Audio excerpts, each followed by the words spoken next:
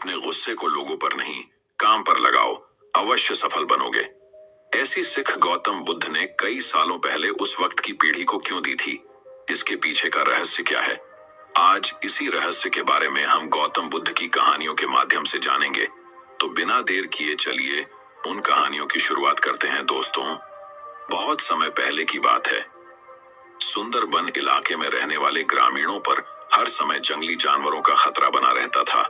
खास तौर पर जो युवक घने जंगलों में लकड़ियां चुनने जाते थे, उन पर कभी भी बाघ हमला कर सकते थे। यही वजह थी कि वे सब पेड़ों पर तेजी से चढ़ने उतरने का प्रशिक्षण लिया करते थे। प्रशिक्षण गांव के ही एक बुजुर्ग दिया करते थे, जो अपने समय में इस कला के महारथी माने जाते थे। आदर पूर्वक सब उन्हें बाबा बाबा कहकर पुकारा करते थे। बाबा कुछ महीनों से युवाओं के एक समूह को पेड़ों पर तेजी से चढ़ने उतरने की बारीकियां सिखा रहे थे, और आज उनके प्रशिक्षण का आखिरी दिन था। बाबा बोले, आज आपके प्रशिक्षण का आखिरी दिन है। मैं चाहता आप सब एक बार इस चिकने और लंबे पेड़ पर तेजी से चढ़ उतर कर दिखाएं। सभी युवक अपना कौशल दिखाने के लिए तैयार हो गए। पहले युवक ने तेजी से पेड़ पर चढ़ना शुरू किया और देखते देखते पेड़ की सबसे ऊंची शाखा पर पहुंच गया। फिर उसने उतरना शुरू किया, और जब वो लगभग आधा उतर आया तो बाबा बोले, सावधान, जरा संभल कर, आराम से उतरो, कोई जल्दबाजी नहीं है। युवक सावधानी पूर्वक नीचे उतर आया। इसी तरह बाकी के युवक भी पेड़ पर चढ़े और उतरे, और हर बार बाबा ने आधा उतर आने के बाद ही उन्हें सावधान रहने को कहा। यह बात युवकों को कुछ अजीब लगी, और उन्हीं में से एक युवक ने पूछा, बाबा, हमें आपकी एक बात समझ में नहीं आई। पेड़ का सबसे कठिन हिस्सा तो एकदम ऊपर वाला था, जहां पे चढ़ना और उतरना दोनों ही बहुत कठिन था। आपने तब हमें सावधान होने के लिए नहीं कहा, पर जब हम पेड़ का आधा हिस्सा उतर आए और बाकी हिस्सा उतरना बिल्कुल आसान था, तभी आपने हमें सावधान होने के निर्देश क्यों दिए? बाबा गंभीर होते हुए बोले, बेटे, यह तो हम सब जानते हैं कि ऊपर का हिस्सा सबसे कठिन होता है, इसलिए वहां पर हम सब खुद ही सतर्क हो जाते हैं और पूरी सावधानी बरतते हैं। लेकिन जब हम अपने लक्ष्य के समीप पहुंचने लगते हैं, तो वह हमें बहुत ही सरल लगने लगता है। हम जोश में होते हैं और अति आत्मविश्वास से भर जाते हैं, और इसी समय सबसे अधिक गलती होने की संभावना होती है। यही कारण है कि मैंने तुम लोगों को आधा पेड़ उतर आने के बाद सावधान किया, ताकि तुम अपनी मंजिल के निकट आकर कोई गलती न कर बैठो। युवक बाबा की बात समझ गए। आज उन्हें एक बहुत बड़ी सीख मिल चुकी थी, जो सीख थी कि सफल होने के लिए लक्ष्य निर्धारित करना बहुत ही जरूरी है, और यह भी बहुत जरूरी है कि जब हम अपने लक्ष्य को हासिल करने के करीब पहुंच जाएं, मंजिल को सामने पाएं, तो कोई जल्दबाजी न करें और पूरे धैर्य के साथ अपना कदम आगे बढ़ाएं। बहुत से लोग लक्ष्य के निकट पहुंचकर अपना धैर्य खो देते हैं और गलतियां कर बैठते हैं, जिस कारण वे अपने लक्ष्य से चूक जाते हैं। इसलिए लक्ष्य के आखिरी पड़ाव पर पहुंचकर भी किसी भी तरह की असावधानी मत बरतिए और लक्ष्य प्राप्त करके ही दम लीजिए। दोस्तों, दूसरी कहानी कुछ इस प्रकार चालू होती है। बहुत समय पहले की बात है। एक गांव में मोहन नाम का एक किसान रहता था। वह बड़ा ही मेहनती और ईमानदार था। अपने अच्छे व्यवहार के कारण दूर दूर तक लोग उसे जानते थे और उसकी प्रशंसा करते थे। पर एक दिन जब देर शाम वह खेतों से काम कर लौट रहा था, तभी रास्ते में उसने कुछ लोगों को बातें करते सुना। वे उसी के बारे में बात कर रहे थे। मोहन अपनी प्रशंसा सुनने के लिए उन्हें बिना बताए धीरे धीरे उनके पीछे चलने लगा, पर उसने उनकी बात सुनी तो पाया कि वे उसकी बुराई कर रहे थे। कोई कह रहा था कि मोहन घमंडी है, तो कोई कह रहा था कि सब जानते हैं वो अच्छा होने का दिखावा करता है। मोहन ने इससे पहले सिर्फ अपनी प्रशंसा सुनी थी, पर इस घटना का उसके दिमाग पर बहुत बुरा असर पड़ा, और अब वह जब भी कुछ लोगों को बातें करते देखता तो उसे लगता वे उसकी बुराई कर रहे हैं। यहाँ तक कि अगर कोई उसकी तारीफ करता तो भी उसे लगता कि उसका मजाक उड़ाया जा रहा है। धीरे धीरे सभी ये महसूस करने लगे कि मोहन बदल गया है, और उसकी पत्नी भी अपने पति के व्यवहार में आए बदलाव से दुखी रहने लगी। और एक दिन उसने पूछा, आज कल आप इतने परेशान क्यों रहते हैं? कृपया मुझे इसका कारण बताइए। मोहन ने उदास होते हुए उस दिन की बात बता दी। पत्नी को भी समझ नहीं आया कि क्या किया जाए, पर तभी उसे ध्यान आया कि पास के ही एक गांव में एक सिद्ध महात्मा आए हुए हैं, और वो बोली, स्वामी, मुझे पता चला है कि पड़ोस के गांव में एक पहुंचे हुए संत आए हैं। चलिए हम उनसे कोई समाधान पूछते हैं। अगले दिन वे महात्मा जी के शिविर में पहुंचे। मोहन ने सारी घटना बताई और बोला, महाराज, उस दिन के बाद से सभी मेरी बुराई और झूठी प्रशंसा करते हैं। कृपया मुझे बताइए कि मैं वापस अपनी इज्जत कैसे बना सकता हूँ। महात्मा मोहन की समस्या समझ चुके थे। महात्मा बोले, पुत्र, तुम अपनी पत्नी को घर छोड़ आओ और आज रात मेरे शिविर में ठहरो। मोहन ने ऐसा ही किया, पर जब रात में सोने का समय हुआ तो अचानक ही मेंढकों के टर टर की आवाज आने लगी। मोहन बोला, ये क्या महाराज, यहाँ इतना कोलाहल क्यों है? महात्मा बोले, पुत्र, पीछे एक तालाब है। रात के वक्त उसमें मौजूद मेंढक अपना राग अलापने लगते हैं, पर ऐसे में तो कोई यहाँ सो नहीं सकता। मोहन ने चिंता जताई। महात्मा बोले, हाँ बेटा, पर तुम ही बताओ हम क्या कर सकते हैं। हो सके तो तुम हमारी मदद करो। महात्मा जी बोले। मोहन बोला, ठीक है महाराज, इतना शोर सुन के लगता है इन मेंढकों की संख्या हजारों में होगी। मैं कल ही गांव से 50-60 मजदूरों को लेकर आता हूँ और इन्हें पकड़कर दूर नदी में छोड़ आता हूँ। और अगले दिन मोहन सुबह सुबह मजदूरों के साथ वहां पहुंचा। महात्मा जी भी वहीं खड़े सब कुछ देख रहे थे। तालाब ज्यादा बड़ा नहीं था। 8-10 मजदूरों ने चारों ओर से जाल डाला और मेंढकों को पकड़ने लगे। थोड़ी देर की ही मेहनत में सारे मेंढक पकड़ लिए गए। जब मोहन ने देखा कि कुल मिलाकर 50-60 ही मेंढक पकड़े गए हैं, तब उसने महात्मा जी से पूछा, महाराज, कल रात तो इसमें हजारों मेंढक थे, भला आज वे सब कहां चले गए? यहाँ तो बस मुट्ठी भर मेंढक ही बचे हैं। महात्मा जी गंभीर होते हुए बोले, कोई मेंढक कहीं नहीं गया। तुमने कल इन्हीं मेंढकों की आवाज सुनी थी। ये मुट्ठी भर मेंढक ही इतना शोर कर रहे थे कि तुम्हें लगा हजारों मेंढक टर्र टर्र कर रहे हों। पुत्र, इसी प्रकार जब तुमने कुछ लोगों को अपनी बुराई करते सुना तो भी तुम यही गलती कर बैठे। तुम्हें लगा कि हर कोई तुम्हारी बुराई करता है, पर सच्चाई यह है कि बुराई करने वाले लोग मुट्ठी भर मेंढक के सामान ही थे। इसलिए अगली बार किसी को अपनी बुराई करते सुनना तो इतना याद रखना कि हो सकता है ये कुछ ही लोग हों जो ऐसा कर रहे हों, और इस बात को भी समझना कि भले तुम कितने ही अच्छे क्यों ना हो, ऐसे कुछ लोग होंगे ही होंगे जो तुम्हारी बुराई करेंगे। अब मोहन को अपनी गलती का एहसास हो चुका था। वह पुनः पुराना वाला मोहन बन चुका था। दोस्तों, मोहन की तरह हमें भी कुछ लोगों के व्यवहार को हर किसी का व्यवहार नहीं समझ लेना चाहिए और सकारात्मकता से अपनी जिंदगी जीनी चाहिए। हम कुछ भी कर लें, पर जीवन में कभी ना कभी ऐसी समस्या आ ही जाती है जो रात के अंधेरे में ऐसी लगती है मानो हजारों मेंढक कान में टर टर कर रहे हो, पर जब दिन के उजाले में हम उसका समाधान करने का प्रयास करते हैं तो वही समस्या छोटी लगने लगती है। इसलिए हमें ऐसी परिस्थितियों में घबराने की बजाय उसका उपाय खोजने का प्रयास करना चाहिए और कभी मुट्ठी भर मेंढकों से घबराना नहीं चाहिए। दोस्तों, तीसरी कहानी कुछ इस प्रकार चालू होती है। बहुत समय पहले की बात है। बुद्ध के पास उनका प्रिय शिष्य पूर्ण पहुंचा। बुद्ध ध्यानावस्था में बैठे थे। पूर्ण के पहुंचने पर उन्होंने आंखें थोड़ी सी खोली और पूर्ण से आने का कारण पूछा तो उसने कहा, मैं धर्म प्रचार के लिए जाना चाहता हूं, आपकी आज्ञा चाहिए। बुद्ध मुस्कुराए और कहा, पूर्ण, धर्म की राह बहुत मुश्किल है। तुम लोगों को अच्छी बातें बताने जाओगे और लोग तुम पर नाराज होंगे। हो सकता है कि अपशब्द भी कहें। इस पर पूर्ण ने कहा, कोई बात नहीं, मैं यह सोचकर उनकी बातों पर ध्यान नहीं दूंगा कि उन्होंने अपशब्द ही कहे, पिटाई तो नहीं की। बुद्ध बोले, हो सकता है कि कुछ लोग हाथ उठा दें। पूर्ण ने कहा, तब मैं यह सोचकर उन्हें क्षमा कर दूंगा कि उन्होंने मुझ पर शस्त्रों से प्रहार तो नहीं किया। बुद्ध फिर बोले, हे पूर्ण, हो सकता है कि कुछ लोग तुम पर शस्त्रों का भी उपयोग करें। पूर्ण ने उत्तर दिया, तब मैं यह सोचकर उनके प्रति कोई प्रतिकार की भावना नहीं रखूंगा कि उन्होंने मुझे मारा, पर जान से तो नहीं मार डाला, मुझे जीवित छोड़ दिया। वहां बुद्ध ने फिर कहा, और यदि तुम्हारे प्राण ही ले लिए तब? पूर्ण ने तत्क्षण सिर झुकाकर कहा, तब मैं उनका आभारी रहूंगा कि उन्होंने धर्म के मार्ग पर मेरे प्राणों का उत्सर्ग करने में मेरी सहायता की। मैं उनके प्रति कृतज्ञ रहूंगा।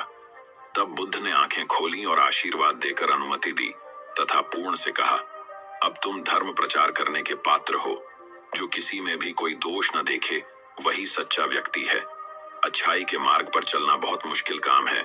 जो इस राह पर चलता है उसके मार्ग में अनेक बाधाएं आती हैं, लेकिन जो व्यक्ति किसी में भी दोष न देखे वही बाधाओं को सहजता से पार कर अपने लक्ष्य को पूरा कर पाता है। ऐसा कहकर बुद्ध पुनः साधना में लग गए।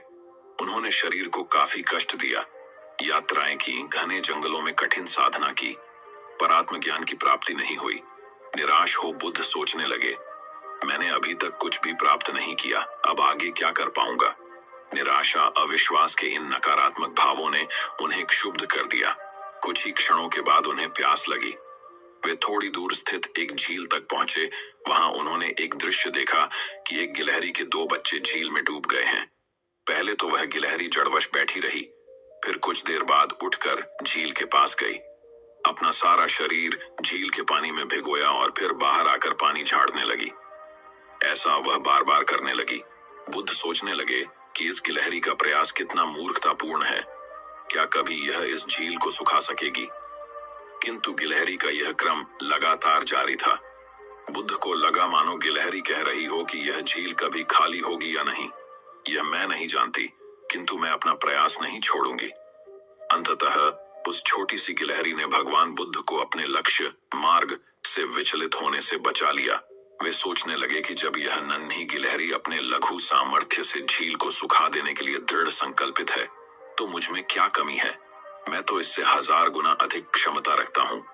यह सोचकर गौतम बुद्ध पुनः अपनी साधना में लग गए और एक दिन बोधि वृक्ष तले उन्हें ज्ञान का आलोक प्राप्त हुआ। यह कथा असफलता के बावजूद प्रयासों की निरंतरता पर बल देती है। यदि हम प्रयास करना न छोड़े तो एक न एक दिन लक्ष्य की प्राप्ति हो ही जाती है। दोस्तों, चौथी कहानी कुछ इस प्रकार शुरू होती है। एक गांव में एक बुढ़िया रहती थी। उसका एक ही बेटा था। वह बुढ़िया हमेशा यही सपने देखती थी कि उसके बेटे का विवाह होगा तो बेटा और बहू दोनों मिलकर उसकी बहुत सेवा करेंगे और उसे घर का भी काम नहीं करना पड़ेगा।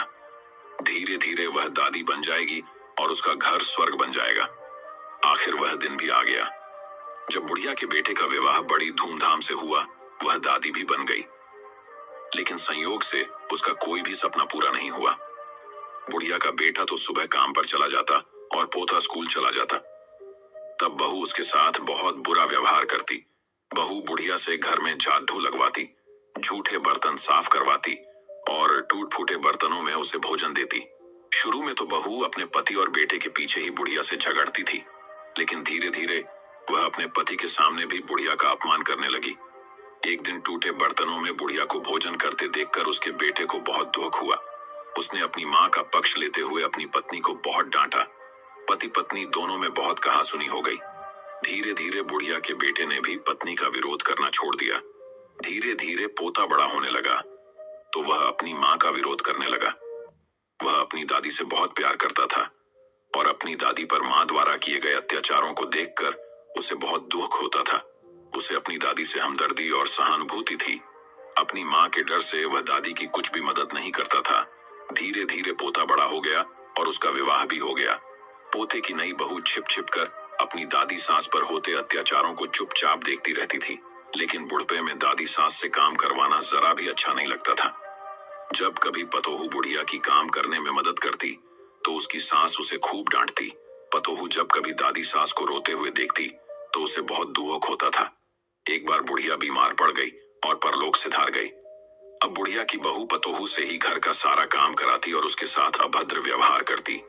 जब पतोहू ने देखा कि उसकी सास दादी सास की तरह ही उस पर भी अत्याचार कर रही है तो उसने बदला लेने की ठान ली।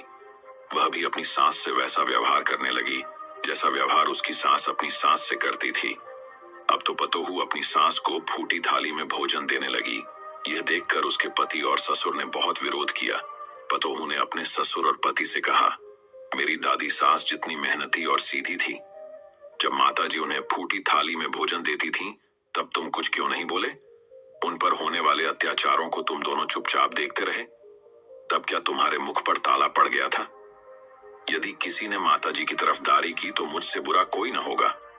पतोहू की बातें सुनकर उसका पति और ससुर कुछ नहीं बोले। उन्होंने भी उसका विरोध करना छोड़ दिया। ससुर को अपनी पत्नी के साथ अभद्र व्यवहार देखकर बहुत गुस्सा भी आता था। जब ससुर पतोहू को डांटने लगे तो वह उनके साथ भी अभद्र व्यवहार करने लगी। सास ससुर अकेले में बैठकर अपने सुख दुख की बातें करते और यही सोचते थे कि जैसा करोगे वैसा भरोगे।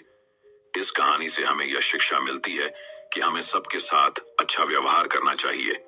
क्योंकि जैसा व्यवहार हम दूसरों के साथ करेंगे वैसा ही व्यवहार दूसरे लोग हमारे साथ करेंगे। दोस्तों, 5वीं कहानी कुछ इस प्रकार चालू होती है। एक दिन बुद्ध एक घर के बाहर भीख मांगने पहुंचे। जैसे ही उसने दरवाजा खटखटाया, किसी महिला ने आकर खोला और बुद्ध को देखकर बोलने लगी, यह क्या, ये भिखारी सुबह कहां से आया? इतना बोलकर तुरंत दरवाजा बंद कर दिया। और उस महिला का एक पड़ोसी दूर से इस तमाशे को देख रहा था। वह भी बुद्ध का विरोधी था। स्वाभाविक रूप से उसे यह देखकर कुछ ज्यादा ही मजा आता था, इसलिए उसने भी बोला, बहुत बढ़िया। अगले दिन बुद्ध ने फिर उसी दरवाजे पर दस्तक दी। इस बार बुद्ध को देखकर महिला को फिर से गुस्सा आ गया और उसने बुद्ध पर कचरा फेंक दिया।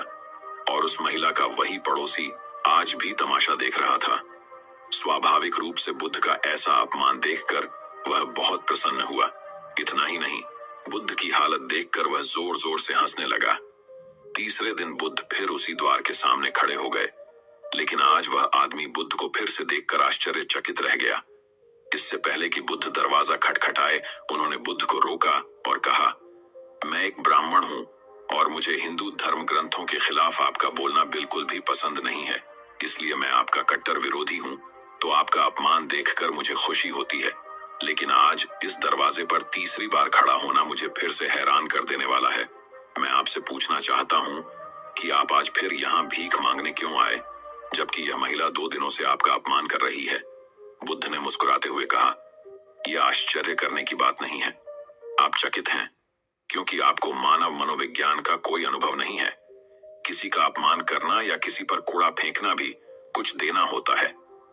हर अपाकर्षण आकर्षण का ही एक रूप है। कल अगर किसी इंसान ने कचरा दिया होगा तो एक दिन वह खाना भी देगा।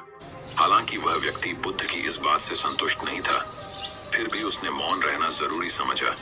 शायद वह यह सोच रहा होगा कि दरवाजा खटखटाओ। फिर देखते हैं, बुद्ध ने फिर से दरवाजा खटखटाया। संयोग से उसी स्त्री ने आज फिर दरवाजा खोला और आज तो बुद्ध के सामने उसका क्रोध 7वें आसमान पर पहुंच गया और सही में उसे मारने के लिए हाथ में झाड़ू ले लिया।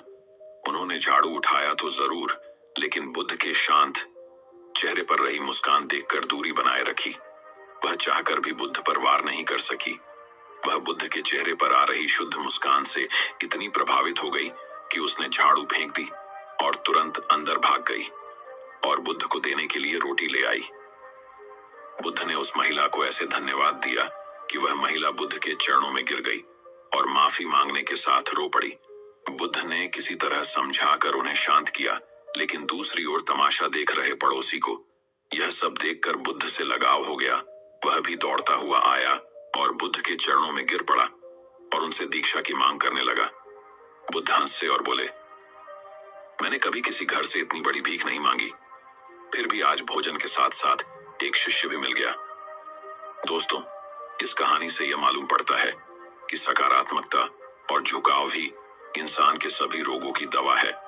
जिस वजह से सांसारिक और सन्यासी के प्रति नफरत और प्रेम में जरा सा भी अंतर नहीं है, क्योंकि मन के स्तर पर प्रेम और सांसारिक सन्यासी के बीच नफरत की लेन देन होने में थोड़ी सी भी देर नहीं लगती। मन तभी शांत और स्थिर रह पाता है जब वह सभी तरह के लेन देन से ऊपर उठ जाए। इसलिए मिटा दें नफरत के बीज, बस दिल में सिर्फ माफ करने और प्रेम से भरी भावना रखें। आप हमेशा सुखी जीवन बिताएंगे। दोस्तों, मैं उम्मीद करता हूं कि यह कहानी सुनने से आपके जीवन में अच्छे बदलाव आए होंगे। आपको इस वीडियो से क्या सीखने मिला, ये कमेंट करके जरूर बताएं और अपने परिवार, दोस्तों या आपके करीबी इंसान के साथ ये कहानी शेयर करके उन्हें भी इस ज्ञान से परिचित करवाएं। बाकी अगर आपको ये वीडियो दिल से अच्छी लगी हो, तभी इस वीडियो को लाइक कर देना और आपने अब तक इस चैनल को सब्सक्राइब ना किया हो तो चैनल को सब्सक्राइब भी। हम जोश में हो